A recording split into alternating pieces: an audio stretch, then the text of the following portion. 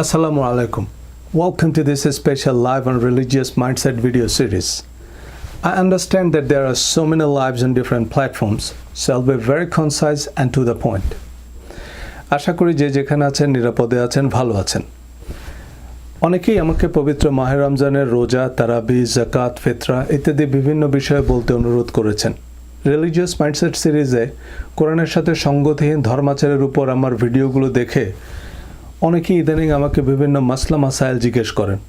তাতে অতি উৎসাহী হয়ে আমি একটি ফতোয়ার কিতাব লিখে ফেলতে পারি, সহিহ সজল শরীফ। এবং যারা কোনো কারণে আমাকে পছন্দ করেন তারা পবিত্র কোরআন বাইপাস করে সেই সজল শরীফ অনুসরণ করা শুরু করবেন। একটু হাস্যকর মনে হলেও আমাদের প্রতিদিনের ধর্মচর্চার ভিত্তি কোরআন নয়, বরং সহিহ লেভেলযুক্ত এমন বিভিন্ন কিতাব। আমি personal development trainer, digital marketing consultant. আমি ধর্ম নিয়ে কথা বলি পার্সোনাল ডেভেলপমেন্ট কারিকুলাম হিসাবে। ব্র্যান্ডিং বা মার্কেটিং পার্সপেক্টিভ থেকে যে ধর্মের প্রচার কেমন হওয়া উচিত, মডেল বা আইকন কারা হবেন, স্টোরি, অ্যাডভার্টাইজমেন্ট বা ব্রডকাস্টিং চ্যানেল কী হওয়া উচিত, ইসলাম ধর্মের সত্যিকারের ভ্যালু প্রপোজিশন কী, what promise of value to be delivered, communicated and acknowledged. আমার ভিডিওতে যারা কমেন্ট, মতামত বা প্রশ্ন করেন তাদেরকে ধন্যবাদ। তবে পার্সন টু পার্সন উত্তর দেয়া বা এক্সপ্লেন করা সম্ভব হয় না।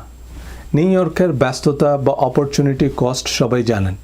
তাই সেসব প্রশ্নের উত্তর, সংযোজন, ভুল স্বীকার বা রিবার্টাল আমি পর্যালোচনামূলক এই লাইভ ভিডিওতে আলোচনা করব। আমার ফেসবুক পেজ এবং ইউটিউব চ্যানেলে রেফারেন্স হিসাবে এই ভিডিওগুলো থাকবে। আমি কোরআনের সাথে সঙ্গতিহীন ধর্মচর্চার বিপত্তি নিয়ে কথা বলায় অনেকেই আমি হাদিস মানি না প্রমাণের জন্য উঠে পড়ে লেগেছেন। সেটাই অবশ্য সবচেয়ে সহজ উত্তর।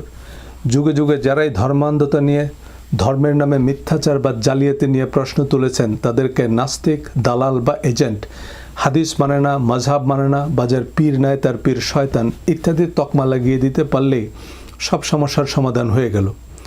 এই পর্যালোচনামূলক ভিডিওতে দেখাবো হাদিসের নামে তর্জন গর্জন করা শাইখুল হাদিসরা কতখানি হাদিস মানেন, কোন হাদিস মানেন আর কোনগুলো মানেন না।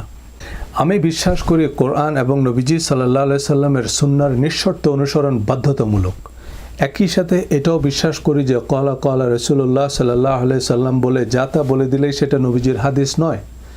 অনেকেই নবীজির নামে কথিত হাদিস এবং সেসব হাদিস ভিত্তিক ধর্মাচার নিয়ে প্রশ্ন তোলাকে নবীজির সুন্নাহ অস্বীকার করা বলছেন এবং কোরআনে নবীজির আনুগত্যের যত নির্দেশ দেওয়া হয়েছে সে আয়াতগুলো যুক্তি হিসেবে উপস্থাপন করেন। নবীজির কথা, কাজ, অনুমোদন, আদেশ, নিষেধ মেনে চলা যে বাধ্যতামূলক সে বিষয়ে সবাই একমত। প্রশ্ন তোলা হচ্ছে নবীজির স্বঘোষিত বা কথিত অননুমোদিত স্পোক্সম্যানদের ব্যাপারে।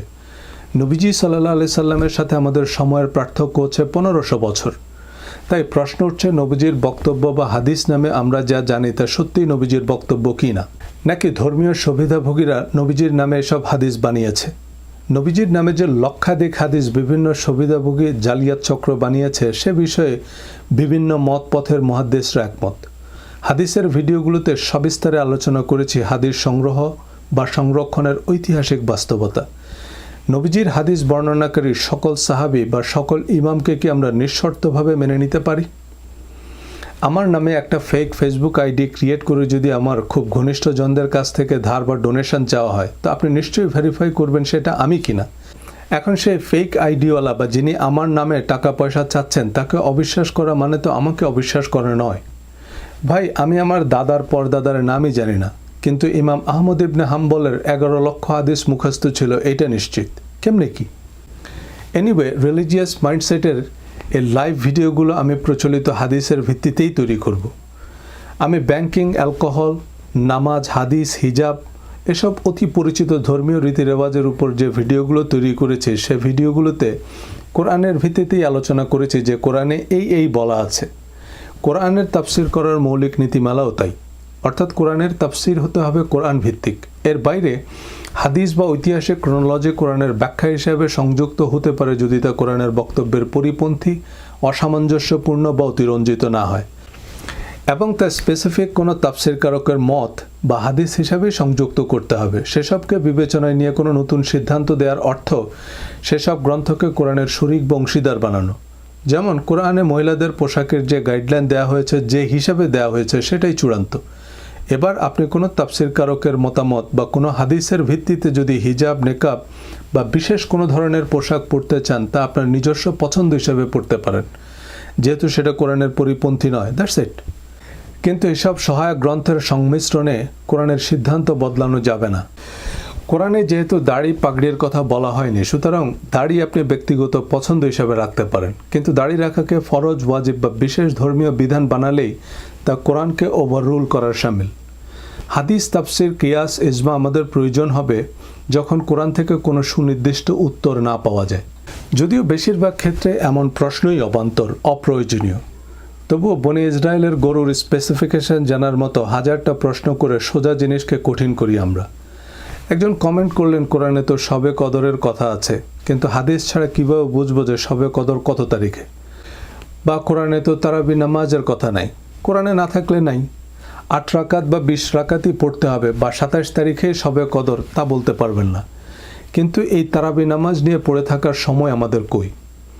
আমাদেরকে কোরআন যা যা বলেছে তা নগদ, বকেয়া, অগ্রিম সব আমল করা শেষ। কোরআনের বাকি নির্দেশনাগুলোর বেলায় আমাদের এত জিজ্ঞাসা কই? এগুলো এক ধরনের ব্লকিং আর্গুমেন্ট। এ প্রশ্নের উত্তর শবে কদর কবে বা তারাবি নামাজ কত রাকাত তা জানা নয়, বরং তর্কে জেতা। আমরাই ঠিক, ওরা কাফের বা বেদাত ইত্যাদি প্রমাণ করা। শবে কদর কত তারিখে তা হাদিস থেকেও নিশ্চিত হওয়া যায় না। তারাবি নামাজের সর্বসম্মত নিয়মও হাদিস থেকে পাওয়া যায় না, তাই মাযহাব লাগবে। মাযহাবের ইমামদের বইও সব সমস্যার সমাধান মিলবে না। অতএব দিন শেষে মুশকিল আসান কেন্দ্র হচ্ছে কামেল পীরের দরবার। ফুটবল খেলায় ম্যাচ টাই হলে টাই ব্রেকারের মাধ্যমে জয় পরাজয় নির্ধারিত হয়, কিন্তু এই যুক্তিতে কি যে ম্যাচে 7-0 গোলে জয় পরাজয় স্পষ্ট, সে ম্যাচেও টাই ব্রেকার লাগবে? বাস্তবে আমরা শুরুই করি টাই ব্রেকার দিয়ে, কারণ আহলে হাদিস বনাম আহলে সুন্নত, চরমনায় বনাম উজানি, বিভিন্ন গ্রুপের মধ্যে ওই মাসলা যুগ যুগ ধরে টাই হয়ে আছে, কেউ কারো জায়গা থেকে নড়ছে না। পেশাদার রাজনীতিবিদরা যেমন কোনো রাজনৈতিক জোট, দল, উপদল এবং তোফায়েল, নাসিম বা ওবায়দুল কাদের গ্রুপের সাথে সংযুক্ত, চাইলেও তারা তাদের দল বা নেতার অপছন্দের কিছু পাবলিকলি বলতে পারে না, তেমনি ধর্মপ্রাণ মুসলিম বা ধর্মীয় নেতৃস্থানীয় বা গুরুত্বপূর্ণ ব্যক্তিরা বিভিন্ন ধর্মীয় দল, মত, মাযহাব, উপমাযহাব, তরিকার সাথে সংযুক্ত। এরা কোনো অবস্থাতেই নিজেদের গোষ্ঠীর স্বার্থ বিরোধী কথা বলতে পারে না বা বলে না। হানাফি মাযহাবের সকল আলেমদের কাছে ইমাম আবু হানিফার মতই যৌক্তিক। আহলে হাদিসের আলেমদের কাছে নাসিরউদ্দিন আলবানী সব বিষয়ে যথার্থ বলেছেন। এমন বহু মাসলা মাসাইল যুগ যুগ ধরে বিভিন্ন মাযহাবের মধ্যে অমীমাংসিত। এর কারণ কোরআন বহির্ভূত হাজারো জিজ্ঞাসা। কোরআন যা স্পেসিফিক বলেনি তা প্রচলিত পদ্ধতি, কোনো নির্দিষ্ট সময় বা সমাজে গ্রহণযোগ্য প্রক্রিয়া বা প্রতিষ্ঠিত বৈজ্ঞানিক ধারণার ভিত্তিতে সম্পাদন করতে হবে। কোরআন সকল সমাজ ও সময়ের জন্য প্রযোজ্য, কারণ কোরআন সকল প্রশ্নের স্পেসিফিক উত্তর দেয়নি, শুধু প্রিন্সিপালস বা মূলনীতি বলে দিয়েছে। এর বাইরে না গেলেই হলো। আপনার বাড়ির যে মেইন গেট, সেটা যদি একটা গাড়ি চলাচলের মতো প্রশস্ত হয়, তবে সাইকেল বা মোটর সাইকেলের জন্য কি আরেকটা গেট বানানো লাগবে? কিন্তু আমাদের এর মধ্যেই সাইকেল, মোটর সাইকেল, পুরুষ, মহিলা, বাচ্চা কাচ্চা সবার চলাচলের জন্য আলাদা আলাদা গেট বানাতে হবে। এইবার গাড়ি চলবে কি করে? টিভিতে বিভিন্ন মাসলা মাসাইলের অনুষ্ঠান দেখলে খেয়াল করবেন, উত্তর শুরুই হয় তিরমিজি শরীফের হাদিস দিয়ে। এরপর ইমাম আবু হানিফা সহ অন্যান্য মুহাক্কিক স্কলারদের মতে বা দারুল উলুম দেওবন্দের আলেমদের মতে ইত্যাদি ইত্যাদি। তার মানে এ ব্যাপারে কোরআনে কিছুই নাই। সব পেঁচিয়ে পেঁচিয়ে এসব প্রশ্নের উত্তর দেওয়ার চেয়ে বরং কাজের কথা বলেন। নববর্ষ উদযাপন করা যাবে কিনা এর চেয়ে আরও অনেক জরুরি জনগুরুত্বপূর্ণ বিষয়াদি কোরআনেও আছে, হাদিসে আরও বিশদভাবে আছে। কিন্তু যে কথা কোরআনে নাই তা হাদিস হতে পারে না। কোরআনের সাথে সম্পর্কহীন হাদিস আবার কোরআনের ব্যাখ্যা হয় কি করে? সূরা আল ইমরান আয়াত 7, তিনি তোমার উপর কিতাব নাজিল করেছেন, তার মধ্যে আছে মহকাম আয়াতসমূহ যেগুলো কিতাবের মূল, আর অন্যগুলো মুতাশাবিহ। ফলে যাদের অন্তরে রয়েছে সত্য বিমুখ প্রবণতা, তারা ফিতনার উদ্দেশ্যে এবং ভুল ব্যাখ্যার অনুসন্ধানে মুতাশাবিহ আয়াতগুলোর পিছনে লেগে থাকে, অথচ আল্লাহ ছাড়া কেউ এর ব্যাখ্যা জানে না। এই মহকাম এর রুট ওয়ার্ড হচ্ছে হুকুম বা বিধিবিধান, অর্থাৎ কোরআনের হুকুম আহকাম সংক্রান্ত আয়াতগুলো বেশ স্পষ্ট। আল্লাহ নিজেই সেসব সম্পর্কে পরিষ্কার করে বলে দিয়েছেন, তোমাদের জন্য হারাম করা হয়েছে, তোমাদের জন্য হালাল করা হয়েছে, তোমাদের উপর ফরজ করা হয়েছে, বা তা তোমাদের জন্য উত্তম। এর জন্য রয়েছে পুরস্কার, ক্ষমা, সুসংবাদ, বা তাদের জন্য রয়েছে দুঃসংবাদ, তারাই জালিম বা মহাপাপী। তারাই কাফের, তারাই ফাসেক বা পাপিষ্ঠ। অর্থাৎ হালাল হারাম বা পাপ পুণ্য এবং এর মধ্যকার যাবতীয় কর্মকাণ্ডের বিবরণ স্পষ্ট করেই কোরআন বলেছে। এর বাইরে কোরআনে কিছু মুতাশাবি আয়াত বা সিক্রেট কোড সম্বলিত আয়াত আছে যেগুলোর ব্যাখ্যা আল্লাহ ছাড়া আর কেউ জানে না। সো যেটা আমি আপনি বুঝি না সেটা আমাদের বোঝার দরকার নেই। সেটা হয়তো জিবরাইল আলাইহিস সালাম, নবীজি সাল্লাল্লাহু আলাইহি সাল্লাম বা অন্য কারোর জন্য কোনো বিশেষ বার্তা। অনেকেই আবার বলছেন এই মুতাশাবি আয়াতের ব্যাখ্যাই নাকি হাদিস। মনে করেন হোয়াইট হাউস থেকে প্রেসিডেন্ট সিআইএ চিফকে কোনো হাইলি ক্লাসিফাইড টপ সিক্রেট একটা সাংকেতিক নির্দেশ দিল, আর সিআইএ চিফ সংবাদ সম্মেলন করে সেই কোড বিস্তারিত ব্যাখ্যা করে সবাইকে বুঝিয়ে দিল। ব্যাপারটা কি তাই দাঁড়ায় না? দাড়ি বোরখা ফরজ করলো কে, এই শিরোনামে আমার একটি ভিডিওতে প্রত্যাশিতভাবে বেশ কড়া প্রতিক্রিয়া দেখেছি। আমি কোরআনে পোশাক সংক্রান্ত যতগুলো আয়াত আছে সেগুলো সব দিক থেকে বিশ্লেষণ করেছি। তাতে অনেকেই বেশ আশাহত হয়েছেন। কোরআনে নতুন কোনো রেফারেন্স না পেয়ে বলছেন কোরআনের আয়াতের মন গড়া ব্যাখ্যা করা উচিত না, আপনি হাদিস মানেন না, ইত্যাদি ইত্যাদি। আমি কোনো ব্যাখ্যাই করিনি, ওয়ার্ড বাই ওয়ার্ড ন্যারেট করেছি। সহজ সরল অনুবাদ আপনার মন গড়া মনে হয়েছে কারণ তা আপনার মন মতো হয়নি। সাধারণ সামাজিক সুরক্ষা হিসাবে মহিলাদের পোশাকের গাইডলাইন সূরা নূরের 31 এবং সূরা আহজাবের 59 নং আয়াত আল্লাহ বিস্তারিত বলে দিয়েছেন। কিন্তু পুরুষতান্ত্রিক সমাজ ব্যবস্থার দাবি অনুযায়ী ইসলামকে প্রায়োরিটাইজ করতে গিয়ে আমরা মহিলাদের আপাদমস্তক ঢেকে রাখাকেই ইসলাম ধর্মের অন্যতম প্রধান এজেন্ডা বানিয়েছি। সে আপাদমস্তক ঢেকে রাখাকে জাস্টিফাই করতে 70টা তাফসির, 75টা হাদিস আর শতাধিক ফতোয়ার কিতাব গবেষণা করে হয়রান। আল্লাহর এমনটা ইচ্ছে হলে আল্লাহ এত কথা না বলে এক কথায় বলে দিতে পারতেন যে মহিলাদের পর পুরুষের সামনে আপাদমস্তক ঢেকে রাখা ফরজ, বা সকল ইমানদার মহিলাদের ঘরের বাইরে যাওয়া হারাম। এবং আল্লাহ যা হারাম বা যা হালাল বলেছেন সাফ সাফ বলেছেন। নবীজি কিছু বলতে সংকোচ বোধ করলেও আল্লাহ তা করেন না, এই কথাটা পর্যন্ত আল্লাহ কোরআনে বলেছেন। ইসলামী প্রজাতন্ত্র ইরানে মুসলিম অমুসলিম সকল নারীদের হিজাব বাধ্যতামূলক। কোরআনে পোশাক সংক্রান্ত 2 আয়াতের শুরুতে আল্লাহ বলেছেন, টেল দ্য বিলিভিং ওয়ামেন, ইমানদার নারীদের বলুন। এবং হে নবী, আপনি আপনার স্ত্রী, কন্যা ও ইমানদার নারীদের বলুন। সুতরাং ইসলাম ধর্মের পোশাকে বিধান যাই হোক তা অন্তত অমুসলিমদের জন্য প্রযোজ্য নয়। কোরআন অনুযায়ী ধর্মে কোনো বাধ্যবাধকতা নাই। মুসলিমদের বেলাতেও কোনো ধর্মীয় রীতি মেনে চলতে উদ্বুদ্ধ করা যাবে বা বাধ্য করা যাবে না। কিন্তু ইরান, সৌদি আরব এবং পাকিস্তান সহ যেখানেই ইসলামপন্থীরা ক্ষমতায় সেখানেই ধর্মীয় বিষয়ে প্রশ্ন তোলার, ধর্মীয় বিধিনিষেধ পালনে অস্বীকৃতি বা ধর্মত্যাগ করার শাস্তি মৃত্যুদণ্ড। পাকিস্তানে কিছুদিন আগেও ফুলব্রাইট স্কলার এক বিশ্ববিদ্যালয় শিক্ষককে মৃত্যুদণ্ড দেওয়া হয় ফেসবুকে ধর্ম নিয়ে আপত্তিকর পোস্ট দেওয়ার জন্য। সেই শিক্ষকের পক্ষে মামলা লড়ার অপরাধে তার আইনজীবীকে উগ্রবাদীরা গুলি করে হত্যা করে। এটাই কি ইসলাম ধর্মের ভ্যালু প্রপোজিশন? কোরআনে কি আছে তা তো বলেছি। নবীজির সুন্নাহ কি এই ইসলামকে অনুমোদন দেয়? তায়েফে নবীজিকে পাথর মেরে রক্তাক্ত করা হয়, কিন্তু নবীজি তাদের জন্য বদদোয়া পর্যন্ত করেননি।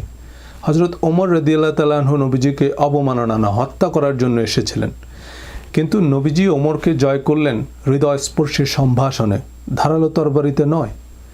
নবীজির পথে কাটা দেয়া বুড়ির গল্প তো হাদিসেই আছে।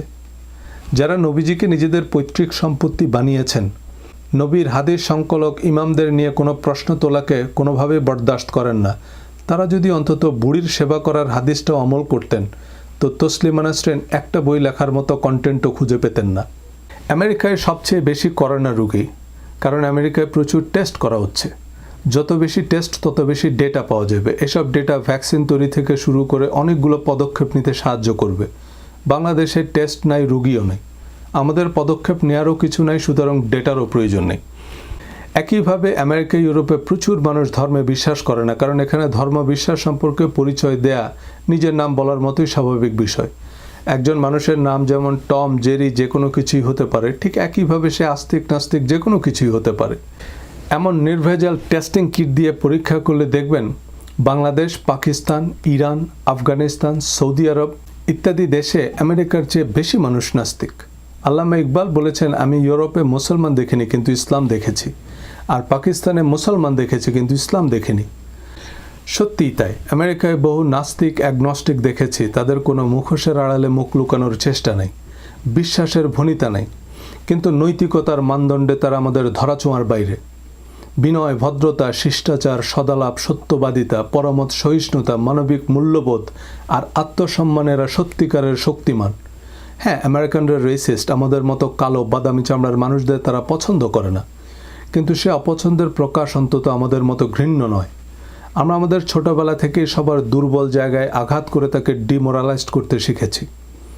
কারো চোখের সমস্যা তো তার নাম কানা সজ্জা বা ট্যাগরা জস্যা, গায়ের রং কালো তো কালুলা, বাইটটা, লম্বু, চিকনা, মুটকু, টাকলু সব রকমের মানুষের জন্যই আমাদের একটা বাজে বিশেষণ বানাতে হবে। আমার আব্বা ফিজিক্যালি ডিজেবল ছিল। গ্রামের কিছু লোক যারা ইভেন আব্বাকে পছন্দ করত, তারাও আব্বার নাম দিয়েছে ল্যাংলা চেয়ারম্যান। আমি একবার আমার এক আমেরিকান কলিগের সাথে গল্পের ছলে এই কথাটা বলছিলাম। সে চোখ মুখ অন্ধকার করে আমাকে জিজ্ঞেস করলো, how old is your civilisation? আমেরিকানরা 10 গুণ পয়সা দিয়ে ভালো নেইবারহুডে থাকে, যাতে তাদের ছেলেমেয়েরা আমাদের এইসব কুৎসিত ভাইরাসে ইনফেক্টেড না হয়। আমেরিকায় বহু বড় বড় মানুষের সাথে মেশার সুযোগ হয়েছে। যে যত বড় সে তত মার্জিত, তত অমায়িক, তত উন্নত মানসিকতার। এখন সে সফল বলে সে অনেক সোবার তা কিন্তু নয়, বরং সে সোবার বলেই সে অনেক সফল। আমরা মনে মনে ভাবি, আমি যদি সফল হই I will be a nice person, কিন্তু তারতিব উল্টা, I have to be a nice person first. আমেরিকায় কাউকে তার race, religion, national origin, disability, physical অ্যাপিয়ারেন্সের ভিত্তিতে কোনো রকম ডিফেমেটরি বা ডিসরেসপেক্টফুল কথা বলা কঠিন শাস্তিযোগ্য অপরাধ। You may have to suffer your lifetime. এটা কোরআন অনুযায়ী one of the worst crime. সূরা হুজুরাত আয়াত 11। ولا تنابزوا بالألقاب بئس الاسم الفسوق بعد الإيمان ومن لم يتب فأولئك هم الظالمون. আর তোমরা একে অপরের নিন্দা করো না এবং তোমরা একে অপরকে মন্দ উপনামে ডেকো না। ঈমানের পর মন্দ নাম কতই না নিকৃষ্ট, আর অতঃপর যারা তাওবা করে না তারাই জালিম। পর্দার আয়াতের পছন্দসই ফতোয়া খুঁজতে 33টা তাফসির ঘাটলেন, আর এই আয়াতটা সিন্ধুকে তোলা থাক। আমি হাঁটু পর্যন্ত দাড়ি রাখলে বা একটার উপর আরেকটা বোরখা পরলেও সমাজে কারোরই কিছু যায় আসে না, কিন্তু আমার উত্তম আচরণ, সম্মানসূচক কথা সমাজে কর্মক্ষেত্রে একটা বিরাট পার্থক্য তৈরি করে, এবং এর ডমিনো ইফেক্ট কতদূর তা ধারণারও বাইরে। এ কারণেই আল্লাহ পোশাকের সাথে পাপ পুণ্যের সম্পর্কই রাখেননি। কোরআন সুন্দর অভিজাত পোশাক পরতে বলেছে। হ্যাঁ, হিজাব, পাগড়ি, পাঞ্জাবি, দাড়ি রুচিশীল ও অভিজাত পোশাক, কিন্তু কেবলমাত্র এগুলোই অভিজাত বা ইসলামী পোশাক নয়। নরেন্দ্র মোদীর দাড়ি আছে, কিন্তু ইমরান খান এরদোয়ানের নেই। Home do you like most? কিন্তু কোরআন কাউকে আপত্তিকর, অসম্মানজনক কথা বলাকে জুলুম বা মহাপাপ বলেছে। 2 বছরের বাচ্চাদের হিজাব নিকাব পরিয়ে পোশাকি তালিম দেয় দোজাহানের অশেষ নেকি হাসিলের জন্য, যার কোরআন অনুযায়ী দুনিয়া আখেরাতে বিশেষ কোনো মূল্যই নেই, হাদিস অনুযায়ীও নেই। আমেরিকায়, ইউরোপে স্কুলের শিক্ষক, অভিজাত পরিবারের বাবা মায়েদের প্রধান কাজই হচ্ছে সন্তানদের সম্মানসূচক আচরণ শিক্ষা দেয়া। এই স্বতঃস্ফূর্তভাবে প্রতিটা মানুষের সাথে সহৃদয় সম্মানসূচক আচরণের অভ্যাসই পজিটিভ অ্যাটিটিউড। চাকরি, ব্যবসা, পেশা, পরিবার জীবনে সফল হওয়ার প্রধান ভিত্তি। আমার ভিডিওতে দাড়ি পর্দার পক্ষ নিয়ে অনেকে নিয়ন্ত্রণহীন কমেন্ট করেছেন যে দাড়ির কথা, বোরখার কথা হাদিসে আছে, তাফসিরে আছে। কি আছে? সে হাদিস তাফসিরগুলো এক পাল্লায় তোলেন, আর কাউকে অশ্লীল, আপত্তিকর, অবমাননাকর কথা বলা প্রসঙ্গে নবীজি যা কিছু বলেছেন এবং এই সংক্রান্ত কোরআনের আয়াতগুলোর যে তাফসির করেছেন মুফাসসিররা, সেগুলো আরেক পাল্লায় তোলেন। হাদিস এবং তাফসির অনুযায়ী কোনটার ওজন বেশি ভাইয়া? কথার হাদিসগুলো পড়েন, দেখবেন আমি আপনি তো বহুদূর, আমাদের শাইখুল হাদিসরাই বাতিলের খাতায়, আমাদের আকাশচুম্বী জনপ্রিয় ওয়াইজিনরাই অফসাইড। হজরত আবু বকর রাদিয়াল্লাহু তাআলা আনহুর মতো বিনয়ী, সদালাপী, সর্বজন শ্রদ্ধেয় মানুষও বলতেন, আমি সারাদিনে যত পাপ কাজ করি তার জন্য সবচেয়ে বেশি দায়ী আমার জিহ্বা। হাদিস খুলেও দেখুন ভাই সাহেব, ইসলাম ধর্মে জুব্বার চেয়ে জিহ্বার হুকুম বেশি কড়া, হিজাবের চেয়ে গুজবের বিধান শতগুণ বেশি কঠোর। নেক্সট লাইভে এখান থেকে আবার শুরু করব। আমার ফেসবুক পেজ ফলো করে সাথে থাকুন। ইউটিউব চ্যানেলে আগের ভিডিওগুলো দেখতে পারেন, আর কিছু সংযুক্তি সহ ভিডিওগুলোও থাকবে। সবাই ভালো থাকবেন, ধন্যবাদ।